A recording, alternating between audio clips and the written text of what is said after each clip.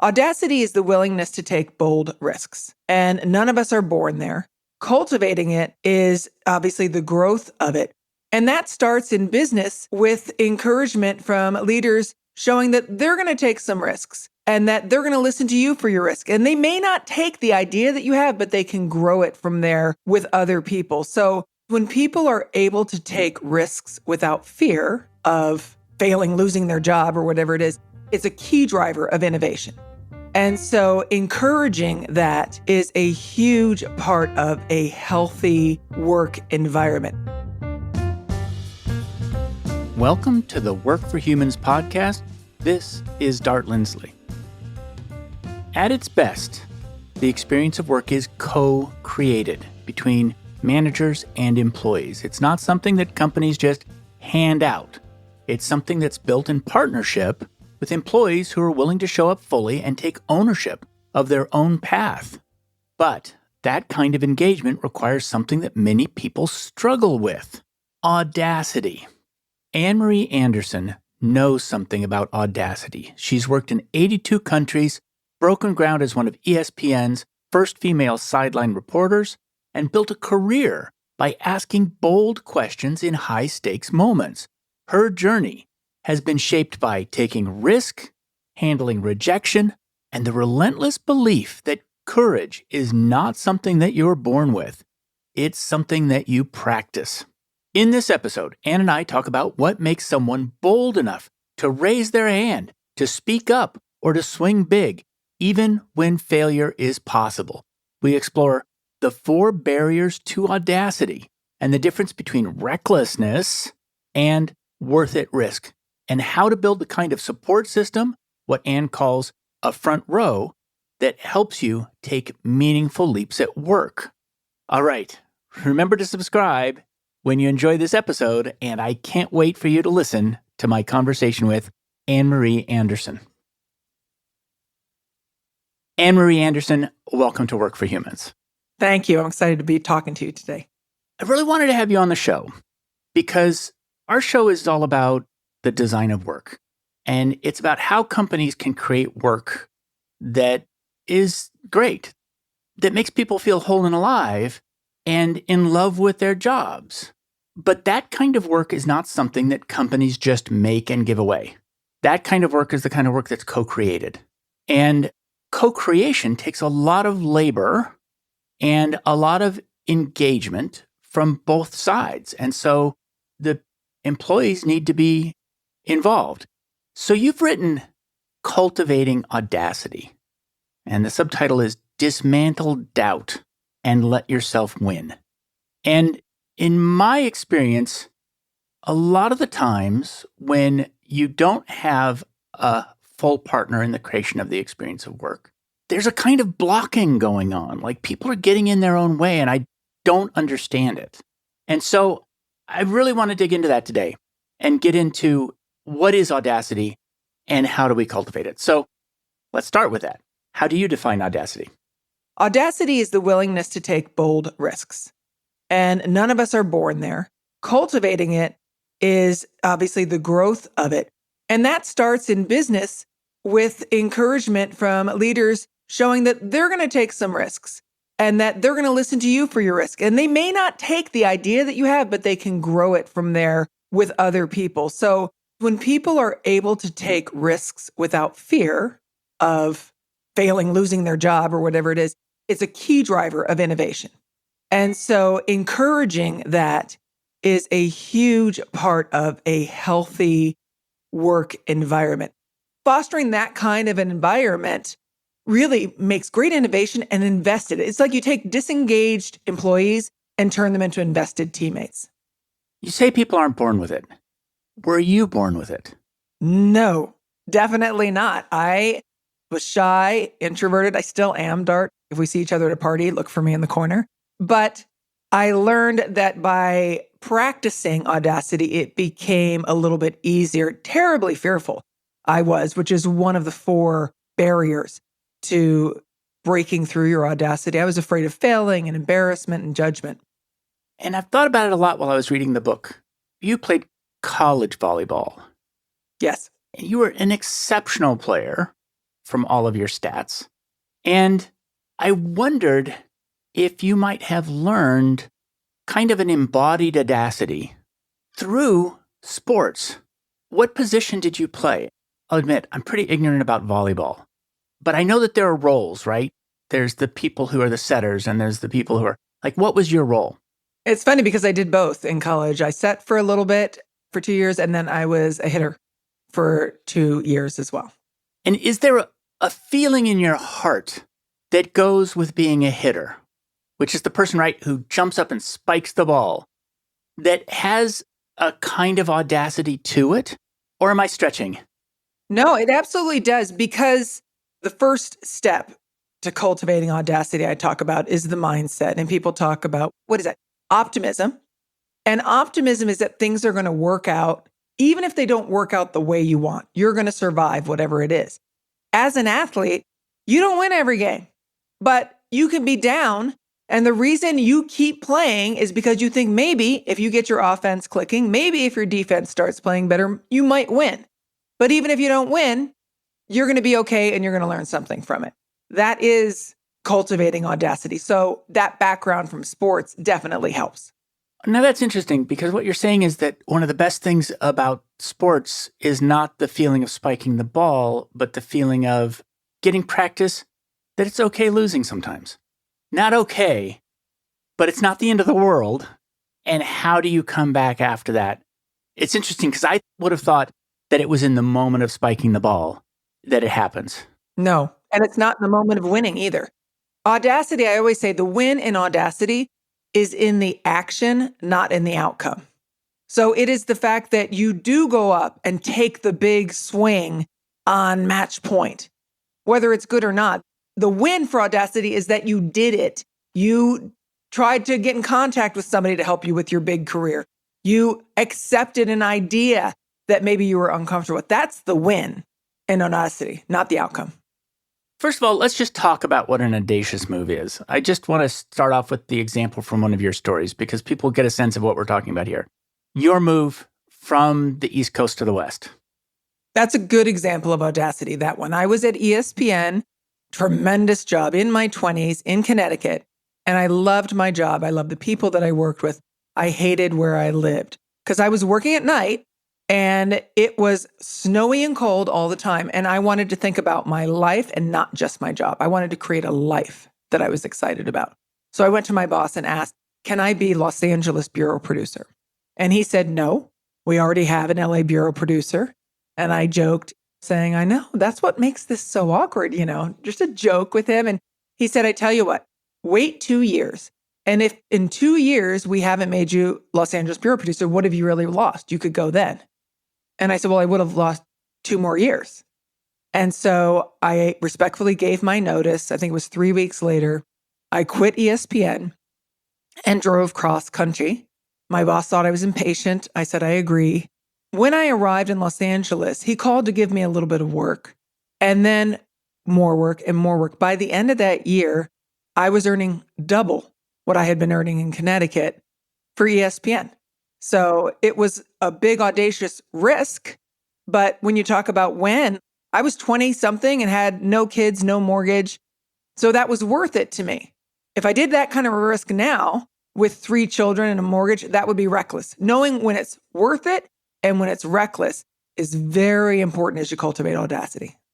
I think that there's this slider for recklessness that people have in their heads, and that we set the slider for recklessness at different places. And some people might set the slider for recklessness at 0, right? Mm-hmm. So most things are reckless. How do we change that slider so that more things might fall within acceptable risk and out of recklessness? It's evaluating all of the potential outcomes. I mean, if you're going to die destitute and alone, you put all your money into a project, and if it doesn't work out, that's it. Well, that's reckless. But if it is something that will move you closer to your values, vision, and goals, it might be worth it. So recognizing all the potential outcomes, because failure's not a thing for me. I don't even use the word failure anymore because for me, it's all data.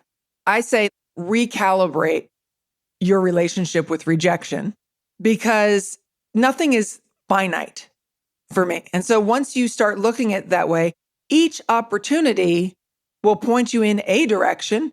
It may not be the direction you want, but you get information and you're still moving. That's the thing. Staying the same ensures no growth is possible. I think that's something I really learned from reading your book. And it's a different way of thinking, which is that failure isn't a thing because you're not actually focused on outcome as your measure of whether or not your decisions are the right ones. To some extent, it's, am I taking the risk? Am I moving forward? And knowing that there's no setback that isn't either a lesson learned or an opportunity to try again. Yeah. Sometimes you want to try the same thing again. When somebody says no, you're not yet. And sometimes it's next. And it's trusting yourself to evaluate in each situation what the answer is. I got rejected my first time applying to ESPN. And I wrote a letter to them afterwards saying, thank you for the opportunity to talk with you. Unfortunately, I don't think I effectively communicated how I could add value to ESPN. I was 21 years old. I didn't have a job. I just graduated. I needed a job because otherwise I was going to move home to my parents. And so by writing back to them and saying, here's another chance. Well, they could have said no again. And now would that have made anything worse? No. So that would be a worth it risk to me to do that. And they ended up hiring me and I have worked for them for 35 years. What if I hadn't written the letter, Dart? So one of the things you wrote is that one of the things that makes something a worth it risk is whether or not it's in your direction. And you use a term which is shockingly never been spoken on my show in 130 episodes, which is ikigai, which is so central to this idea of the sorts of things that make us feel whole and alive at work that I can't believe we haven't talked about it. Could you just fill us in on that term and how it relates to what's acceptable risk? On Work for Humans, we've been exploring the principles of multi-sided management, which is the belief that work is a product that every company designs, builds, and delivers to employees. Along the way, people started asking how they could put these ideas into practice. So I founded the work design firm 11fold to help your company create the kind of work that makes teams feel alive and engaged instead of dead and dull. So you can reduce turnover and build commitment. We're doing something revolutionary here. Learn more at 11fold.com. That's 11fold.com. Sure. Ikigai is a Japanese concept loosely translated, meaning your reason for being. And the Western conceptualization of it typically takes place in a Venn diagram. And at the center of the Venn diagram is what you want to do. It's the answers to 4 different questions. What do I enjoy? What am I good at? What does the world need? And what can I be paid for? Now, I think in my book, I put like a funnel instead because I think there's several things that could be in the center of that diagram. But when you hit all 4 of those, now you've found something that you can contribute to the world. And it's a great way to find out, is it worth it? This is what I really want to do or try. This is how I can add value to those around me. And the answer to that is always yes. So let's talk about the barriers. Fear, time, money, and the inner critic. Let's start with fear.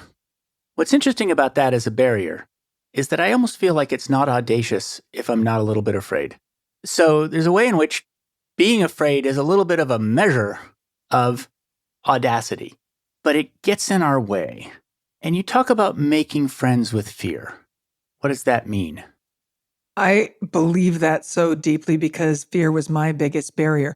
Look, Dart, we're told overcome your fears, push back fear, don't submit to your fears. Fear is an invitation to grow. So that's why we're nervous about it, because we have the opportunity when we feel fear to do something different. To your point, it actually comes with audacity. The deal with fear, though, is I say, take it with you, but don't let it make decisions for you. And there's the difference. People don't take the action when they feel the fear because of the outcome that they're thinking about. I'm going to be embarrassed. I'm going to be judged. I'm going to be exposed, whatever it is. Fear is a normal part of life that you shouldn't overcome. You can learn from fear. You can get curious about your fear, and that will help you determine whether something is worth it or reckless. What am I nervous about? What is that feeling in my stomach telling me? What could happen? What could happen great, and what could happen that's not in the direction I want? So fear is a great data driver. You mentioned some of them, but what are the list of fears? And a part of the reason I ask is that some fears are mortal, fear of heights. Some fears are social. I think a very large percentage of the fears that we face are social. And what are the big ones that you run across? And are they different from each other in terms of their severity or their reality or their frequency? Yeah, and they can be different in each situation. In fact, they definitely are different. The biggest one is people are afraid of failure. That's the one. Or rejection, or being embarrassed by someone, being judged for making a decision, or being exposed at being bad at something. My first time on live television was in 70 million homes on ESPN2.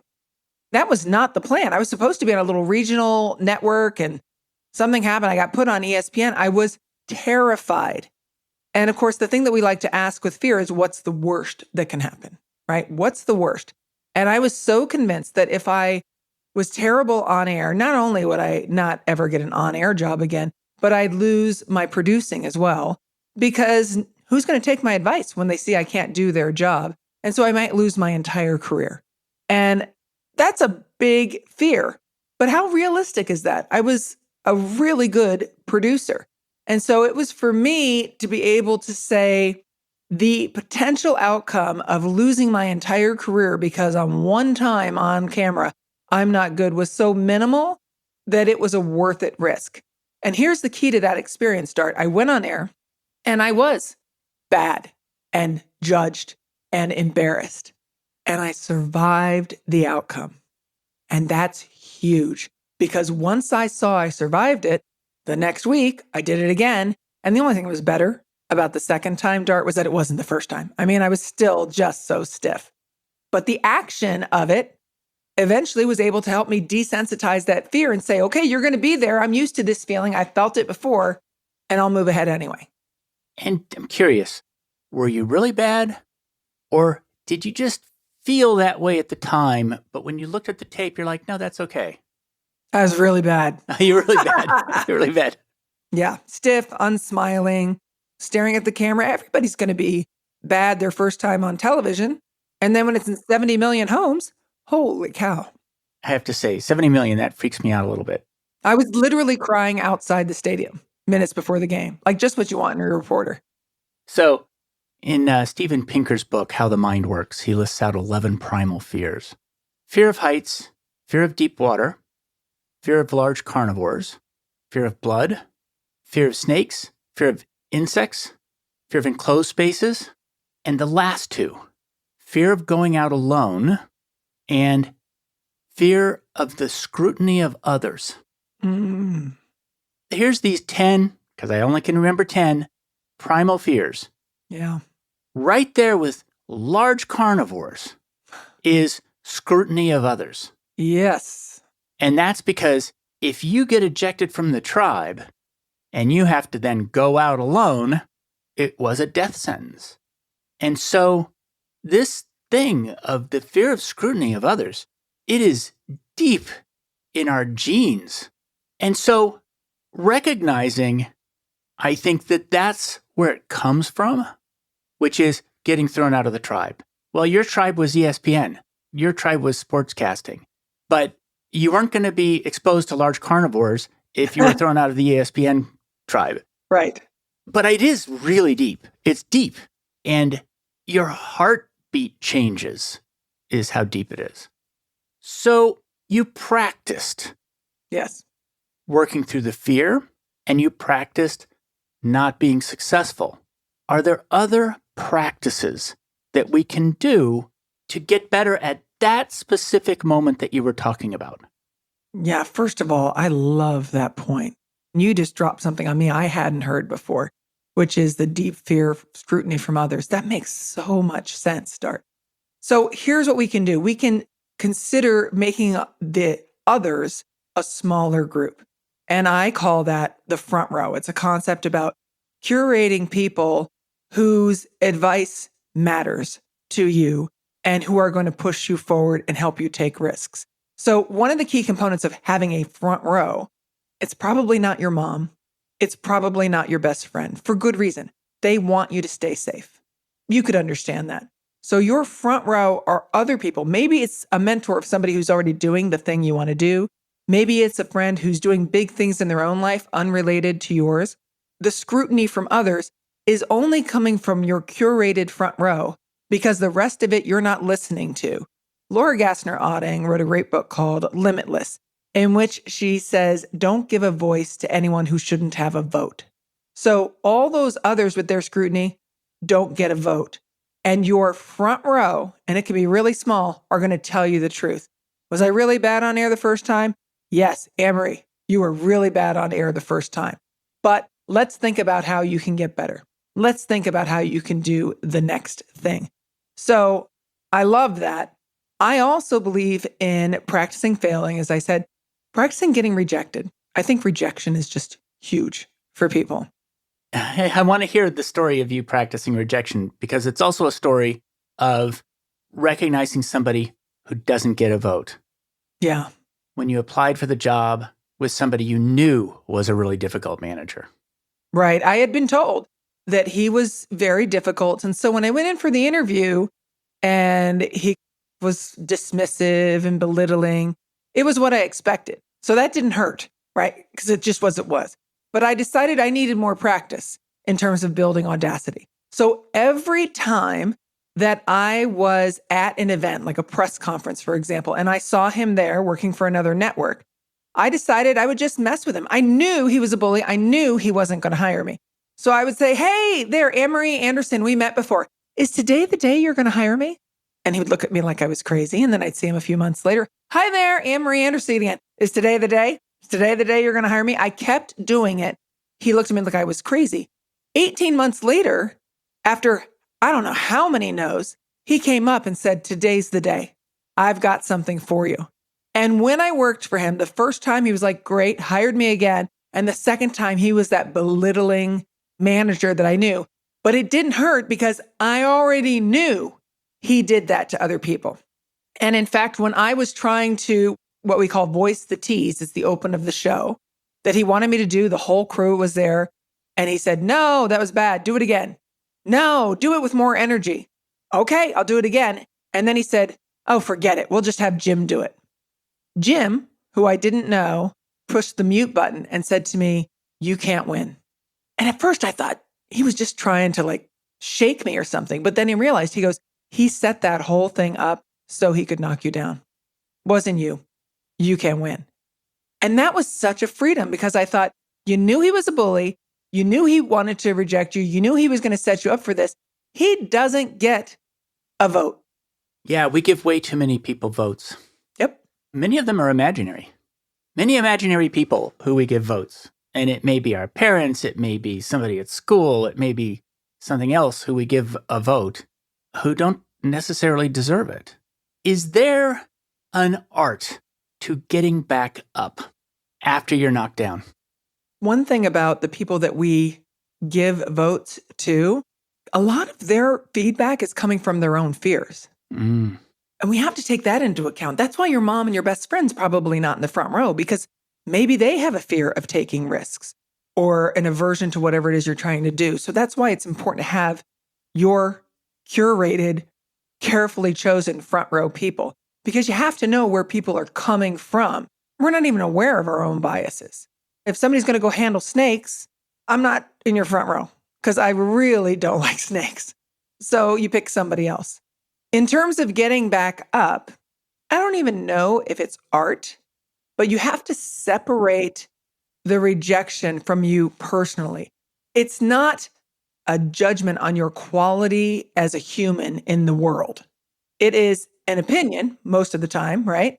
An opinion about you, your work, or whatever it is, but it is not defining. And I think a lot of times, especially with rejection, we use it as defining. Oh, they said I was bad, so I must be bad. Great, I'm bad. Well, that's one person. That's one time. And that's one thing. When you're considering the icky guy, what do you enjoy and what are you good at? The good at part counts. Dart, I love to garden. I love to garden. I think I enjoy it. The world needs it. People will pay for it, but I'm terrible at it. I kill everything. That's not my purpose. That's not my icky guy. Nobody's going to pay me to kill their plants. So you have to have all four components. It's so funny. When you were saying ikigai, the first time I thought you were talking about the bully. Ah, that's funny. He's the icky guy. He's an icky guy. Yeah. He was an icky guy. Yeah, you're right. One of the reasons why I think it's so important to dwell on this, on the idea of audacity. Bill Burnett came on the show. He's one of the authors of a book, Designing Your Life, with Dave Evans. And part of what they argue in that book is that instead of picking a goal that's 10 years out and just blindly striving toward that goal, which you may have never tested whether you even like it out there, that you be curious and you look at alternate paths along the way and you do rapid prototyping. But the truth is that advice can't be taken without a degree of audacity, which is that you're working to be a doctor. You know what? I'm going to take 6 months out and be a school teacher for a little while. Or I'm going to test this other thing, which is systems design or something.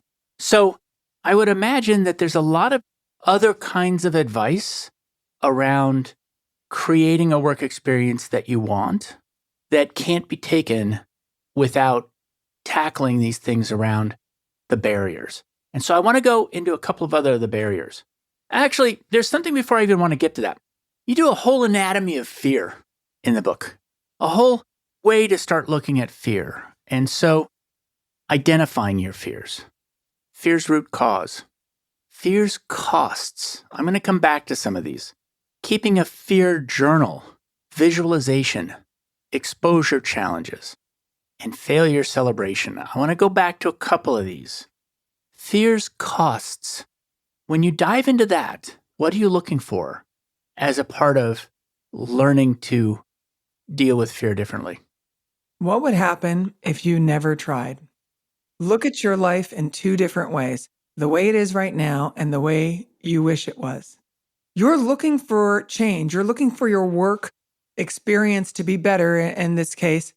What happened if you never did it? Will you look back later and say, why didn't I just give that a shot?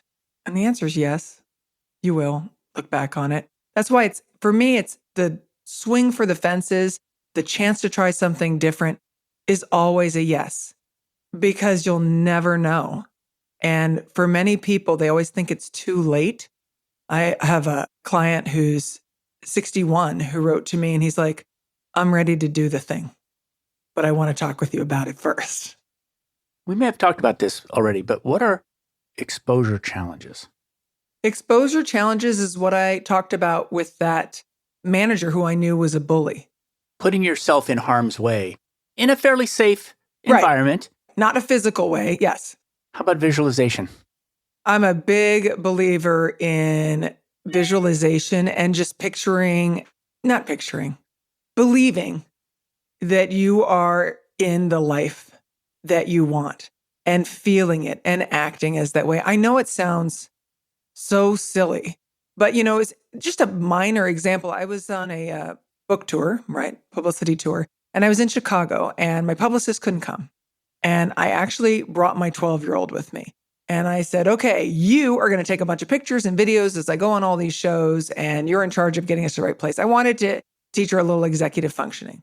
So she was doing that. And about 3 days into it, meeting all these people, she said, Mom, I need a more professional outfit if I'm going to be a publicist. And so we went out and got her a suit. That's what she wanted, was a suit. And I watched her whole demeanor change in the way that she interacted with people, because she was saying now to herself, this is who I am. That's the simplified version. So it's that old, just act as if. And it's a great way to try it out and see, how do you feel And that's what I was talking about with the other one. How would you feel if you never tried? How do you feel in your new life? Try it on.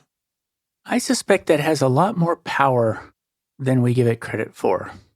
I'm not sure, but I suspect people can read who we think we are. I agree with you. And so the idea of you could do a study, right? Which is where you would ask people, who do you think you are? And then ask other people, who do you think they are? And look at that alignment. And then you could tweak.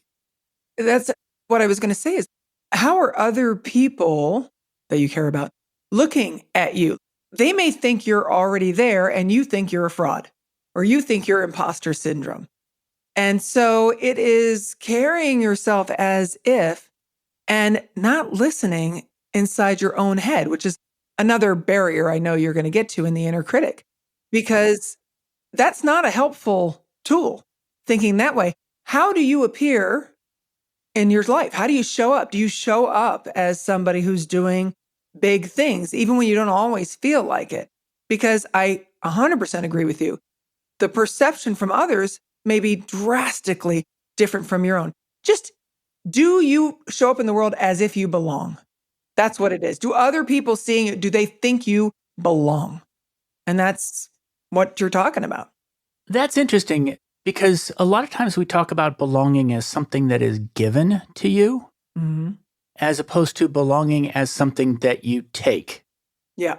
I have one example of that was really impactful on me early on. Kobe Bryant, the deceased basketball player, I was at his very first practice of the Lakers. He got drafted at 17 years old.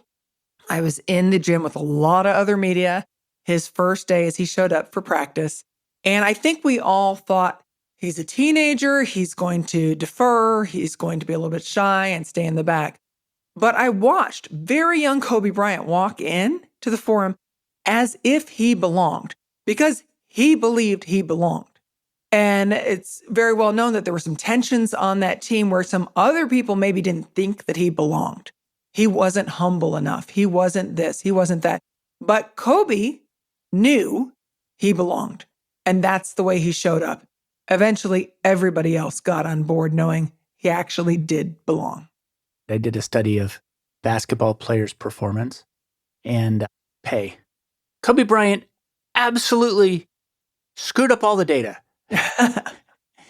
First of all, he was incredibly well paid, but he was also just head and shoulders a higher performing player than everybody else. It was amazing, exponentially.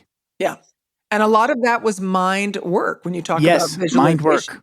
A lot of it was him bringing fear with him. You think he wasn't afraid? He was afraid many times, but he brought it with him. He just didn't let it make decisions for him. Perfect example of somebody who wanted to do audacious things. Perfect example. Let's get to the inner critic, and then we'll come back to time. Okay. This is related to visualization, which is that you say if you allow yourself to desire, your ego will find a realistic way of making it happen. Right. But it's not just hope. No. But it's the question of why ego. So if you allow yourself to desire, your ego will find a realistic way of making it happen. How does that work? Okay, so how many times do we put a judgment on our desires? And the one I give in the book is money. And one of my friends felt like she wasn't being charitable in her work if she asked to be paid more. Shouldn't she just want to be helping people, and asking for more money was selfish? And she had to really work her way around that because her work was good and she could still help people. And she wanted to be able to have a more comfortable life. So first of all, we put judgments on our own desires in our head. So we talk about the id, the ego, the superego. We all learned about it in school, a million different interpretations. This is the way I interpreted it in the book. Your id comes in and says, I've got this great idea, and puts up some really out there, audacious idea. Your superego, who wants to temper that, pokes holes in it. It's not safe. It's selfish. It is this, that, and the other thing. Your ego is the referee between the two, who says, I hear what you're saying, id, but we can't do it like that. And I hear what you're saying, superego, and you're right. There are some things that are to worry about. Give me a minute and let me figure out a way to make it a worth it risk. And it is evaluating. And until you know what your inner critic, or in this case, your super ego, is saying, then you don't have all the information you need. You just have your id screaming, let's go do this. And your super ego saying no. So why are you having these hesitations? There might be a darn good reason, Dart. Yeah. It strikes me that one way to look at this is that you can't get everything. And a lot of times the things that we want to get are mutually exclusive with our audacious goals. And so we can't be safe. We can't avoid all risk. If you try to do all those things, you're not actually going to get anywhere. It's like curating a portfolio of what you're getting as I think about it. And this part of allowing yourself to desire, your ego will find a realistic way of making it happen. And you mentioned money as a limit. In the money section, you talk about your money story. Yes. And how that can be an obstacle. I was raised in a family of scientists and in a town that had a lot of, this was La Jolla. And so this is a town that had a lot of academics and it had a lot of very wealthy people. And the academics looked down on the wealthy people because pursuing wealth instead of knowledge was considered gauche. Mm-hmm. And clearly, everybody in this story is very well off. But the value system of academia, it definitely looked down on the pursuit of wealth as an objective. And that's my money story. Makes perfect sense to me.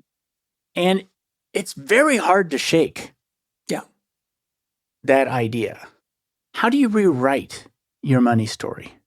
The one that tells you, well, maybe that you shouldn't spend money on your goals, or maybe that a goal of making money is not worthy. I love that. The first step is to do what you did, which is identify what your money story is. For me, we were middle class. My parents held their money very tight. So I didn't want to spend money, but eventually I needed to spend money to buy back more time, basically, to have somebody take care of some of the tasks so I could do things. So here's the key. You said the goal of pursuing money. I don't know that that should be a goal. Well, you may want to get money to do better in the world. You may want to have money to have a more comfortable life. But I have never made a decision ever, career-wise, based on money, ever. Financial abundance in any way, at any level, came as a result of the decisions I made that were guided by what do I enjoy? What am I good at? What does the world need? And then what could I get paid for? So I understand what you're saying about academics saying that's not a worthy goal. But do you really know if that was their goal, to earn money? Or maybe their passion, their work that they were doing, the financial abundance was an unintended outcome or maybe an intended outcome there. But you don't know if that was the entire goal, because most of the time, if it is, these are not happy people. And a lot of times if it is, they don't get it because they're not living their best offerings to the universe. Yes, that aligns with my research, which is I've interviewed a lot of people about what they want from work. And sometimes they say, well, my job needs to give me money. But then you ask why. And it's always something beyond the money. Money is just a means to take care of my family, to buy other experiences, sometimes, to keep score. Now, that's an interesting one because people are saying, how successful am I in the world? How much am I making compared to somebody else? So it does have that role. But very few people, I think, sit and stack their coins and look how high they go, just for the sake of looking at those things. And I say, Dart, examine your motivation for doing the thing. Is it intrinsic coming from you or is it extrinsic? Like you're saying I feel like if you're doing something so somebody else will notice you, so you can prove somebody wrong, they may never even notice. They may not even care. And you're spending a lot of energy thinking about them. But if your motivation to doing the thing, to taking some audacious risks is intrinsic, you want to see how far you can push it. You want to challenge yourself to create something new. Most of the time, that may lead to either a better lifestyle, financial abundance. There's always better relationships with your family. Wealth comes in a lot of ways, of course, in all of those ways. If you don't have a great relationship with your family, that's tough. And no amount of money is going to fix that for you. You point out in the book that money and time have some of the same issues. What's the urgency fallacy? I think money and time are twins. You have to know how much you have of each before you can distribute it accordingly. And the urgency fallacy is this idea that we have, I'm so busy and I've got to get all this done. We feel like if something's urgent, it is somehow important and it needs to get done right now. But our whole lives are urgent, right? Pay the bill, respond to the text, answer the email, sign the permission slip wherever you are. And it can chew up your whole day constantly. And what a lot of people do, and I was guilty of this too, is I will do it when. I will do this when I have more time, when I have more money. And that never arrives. So the urgency fallacy is thinking about the things that are important to you, whatever they are, and creating space for them in your life. For example, writing the book was important to me, but I'm also a keynote speaker. I'm a full-time broadcaster working for ESPN primarily. I'm a mother of 3. So when was I going to write a book? And I originally had the idea, I'm going to get up at 4:30 every day and write for an hour and then get on with life. Well, I did that for about 10 days and it was awful. First of all, I was exhausted. Secondly, I'm not terribly inspired to write at 4:30 in the morning, so I wasn't getting my best ideas anyway. But I knew I needed that hour.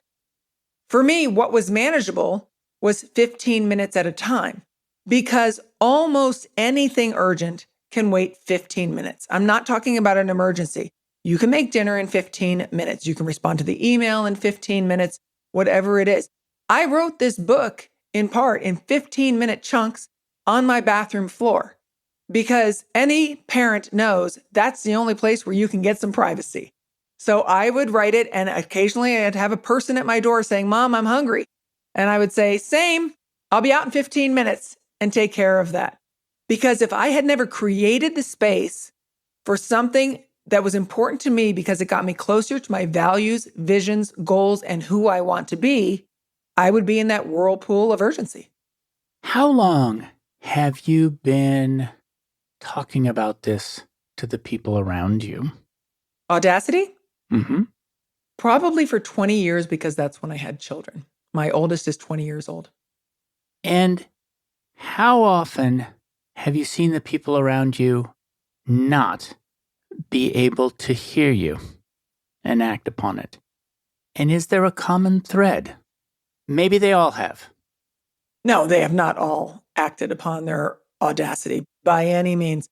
The common thread is just that there's excuses. And that's why I picked those 4 barriers, because everything I have heard relates to one of those 4.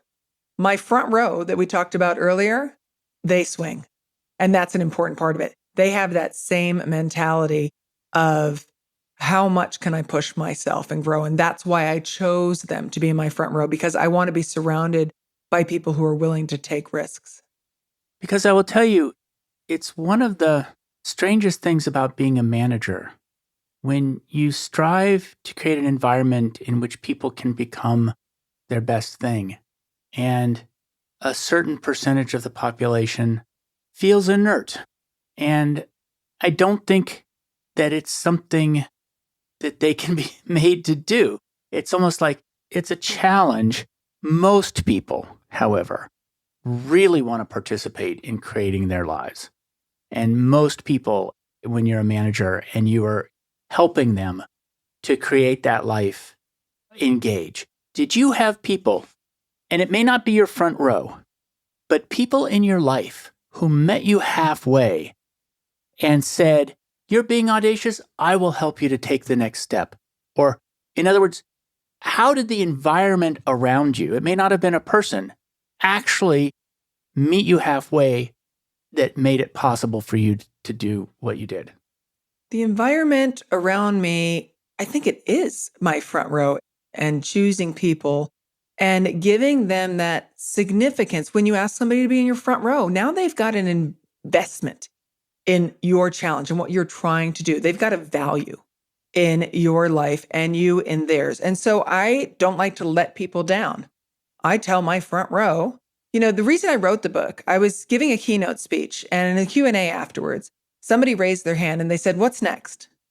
And I said, "I'm going to write a book about Audacity." Dang it! I just said that out loud, literally, as I was on stage, and everybody laughed. And I said, well, now I've got to do it because I don't like putting people down. So I needed to put it out publicly so that I kept my word. So I think I'm very vocal about my goals. I also let my children see what other people would call failures, what I call just movement in my life.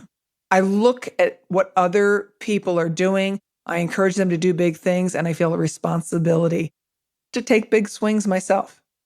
Curious about the metaphor of front row. Is that an entertainment metaphor? Is that coming from theater or broadcasting? Or is it something that is just you came across, that you developed as an idea?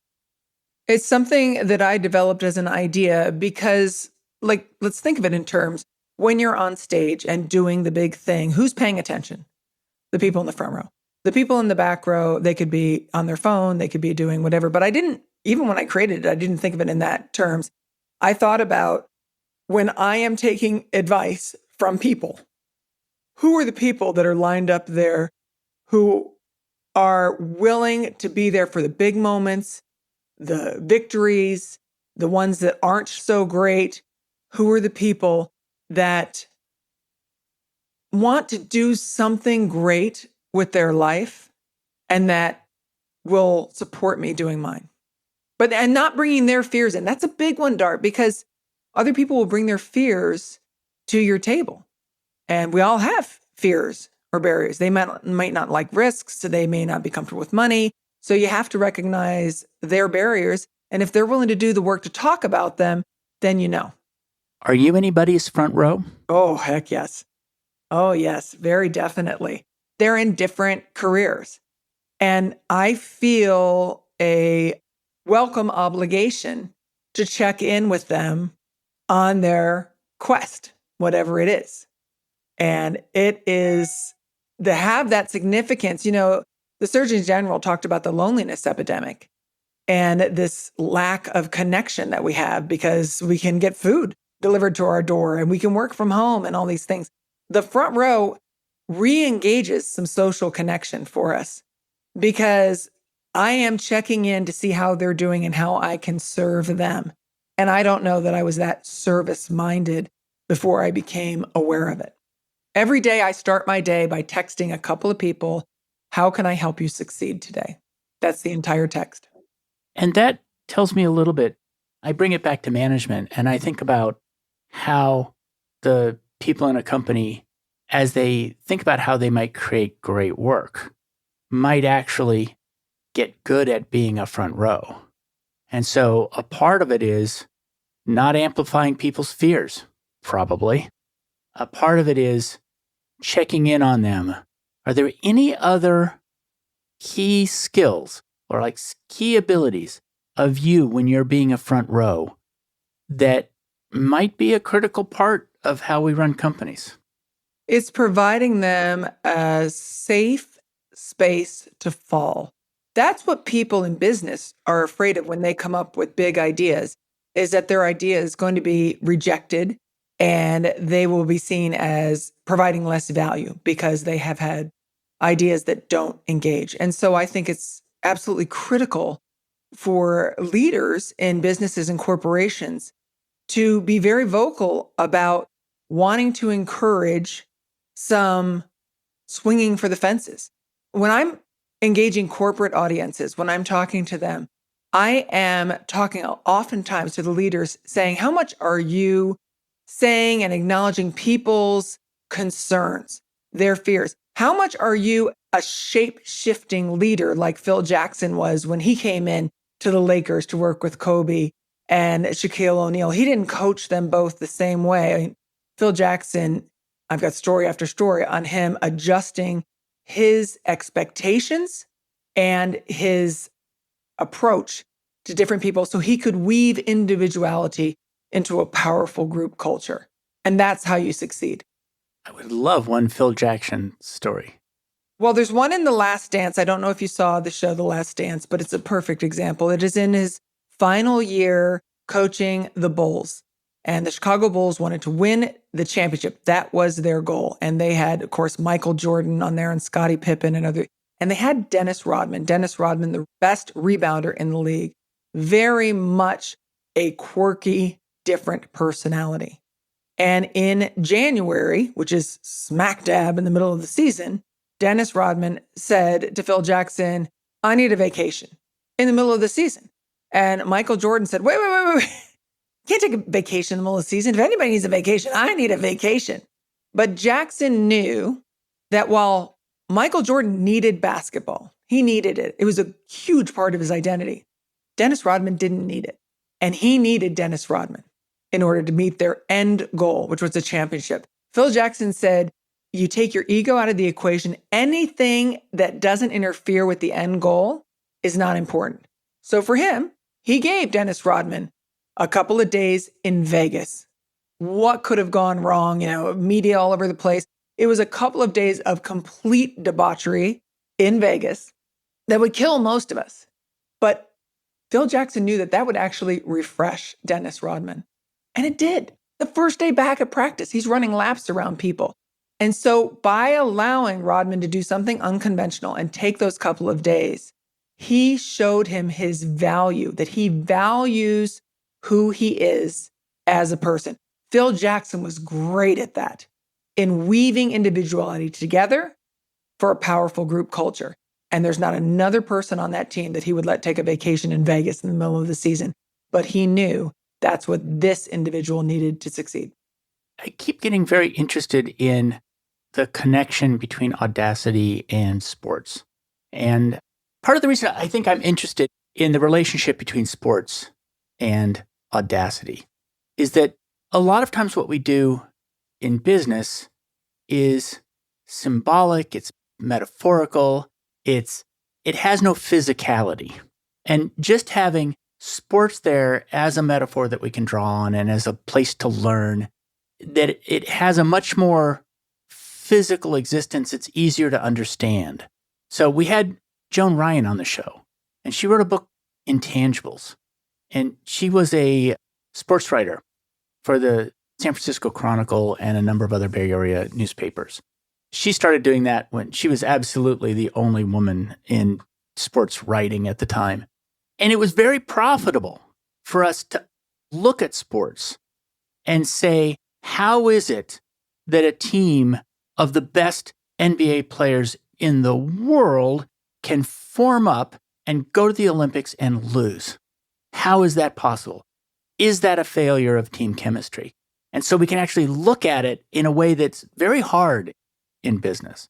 It's not a well-formed question, but just your constant exposure to sports as a player, as a producer, as a broadcaster, and that you have picked up this topic. I just constantly am exploring in my head the relationship between sports and that. Well, both involve a team. So it isn't the physicality, it's the ability to connect and work with other people who have different ideas than you. And there's a big push towards wellness in business right now, right? And wellness and well-being. But it isn't just, we're going to give you some time to meditate. It is the leaders showing that they value the wellness of the employees and that they value their own. And that may mean, hey, after certain hours, we're not going to reach out because we're all available all the time. I am going to cut it off and spend time with my family. And so you can see, right, that it's okay for you to do the same. When our leaders are practicing, not just preaching, practicing what it is we want as employees, then we feel more connected as a team. It doesn't do any good if they say, okay, I have to give you some wellness. So we set up a meditation room. But if it's in practice and it's consistent, then members are becoming employees into teammates. I want to track back through Phil Jackson to you being front row on a topic, which is Phil Jackson personalized his approach do you craft a different front row role based upon somebody's needs? Yes. First of all, in my own front rows, I have a fitness front row. It's a couple of my friends who are Olympic athletes. And if I don't show up to work out, they're calling me. And I always joke with them, I need new friends that aren't Olympians. But they are holding me accountable. It'd be really easy for me to be on the couch. When my marriage failed, I had a group of friends there who were able to help me navigate that. In my professional career, I have a group of front row. And as a matter of fact, my ex-husband is in my front row, and he knows that for professional things because he's been through it all with me. And every time that there was a rejection or something else, he would say, Amory, how many times have we been through this? And look what you've been able to do the whole time. So I have different front rows in my life. And when people ask me to be in their front row, because it's becoming more popular, because people have read the book and they know I use that term, my friends. So when they ask me, I'll say to them, how can I best help you succeed today? I ask everybody this question at the end of the show, which is that ESPN hires you to do something for it. What do you hire it to do for you? Oh, that's so interesting. I hire it to keep me joyful because you know what really excites me, Dart? I mean, we've talked about my background in sports. I love seeing people compete and get back up. And every single time I go to work, people are striving to be their best and compete, and not everybody wins. And I love seeing the response from not winning. That's interesting. I've asked this question of hundreds of people, but you just said something I've never heard, which is I hire my job to watch the spectacle of life. And it happens to put you in the front row, back to row, but it happens to put you in the front row of being able to watch something spectacular. Maybe nobody's ever mentioned it because it's a quite uncommon thing, but I can imagine somebody in politics might feel that way. I want to be in politics because I want to be in the front row of history. And so I haven't heard it before. And I'll tell you, I have to look long and far to find new ones. So that's great. What does your job cost you? It costs me time away from my family. And that is something I balance a lot. And that is why I bring my kids to work. One of my jobs has me going overseas to travel internationally, calling international teams games. And in my contract, when they hired me, I said, can I bring my children? Because for two reasons. One, I don't want to be away from them. But two, I want them to see other people in the world from different cultures doing hard things. And so my sons are coming with me to Saudi Arabia this summer. My daughter is coming to Istanbul with me. So my job costs me time away from my family, and I try to mitigate it as much as I can. I think that was a fairly audacious thing to ask for. Can my kids come with me on my job? That's a great idea. It wasn't too comfortable, but you know what? The CEO said, I bring my son sometimes. And so I've worked for them the last 3 summers, and different people are bringing their kids. I don't know if they were already bringing them before, but it's a really nice environment, and the kids get to see the world. Yeah, that's great. Well, thank you very much for coming on the show. It was a very interesting thing to look at your reflections and your insights into Audacity. I feel like I'm quite familiar with being audacious, largely in martial arts and spearfishing, these things that put you up against fears and failure. But to see you, the way you look at it, I saw it really new. And so I appreciate that very much. Where can people learn more about you and about your book? The easiest way is my website, annemarieanderson.com or cultivatingaudacity.com for the book. I give away, Dart, the first chapter free for the book for a reason. And it is because I want people to be able to have access to it and read it and see if it inspires that nagging feeling to rise to the top and say, maybe it is the right time. Maybe waiting doesn't work. So you can find me on either of those and, of course, social media. And in case anybody isn't looking at their screen, it's A-N-N-E, Marie Anderson. So without the E, it won't work. Thank you very much for joining us today. Thank you, Dart. I had a wonderful time talking with you. Thanks for joining me for another episode of Work for Humans. If you enjoyed this episode, please give us a 5-star rating wherever you listen to podcasts. And share the show with one person you think would get value from it. Believe it or not, this really helps us grow the show and reach more people who want to build the kind of work that people really want. As always, thank you to my producer, Jason Ames at Ninth Path Audio for his insights into content and his high standard for quality. Final note, the opinions shared here are my own and not the views of Google or Cisco Systems. Thanks again for listening. See you next time.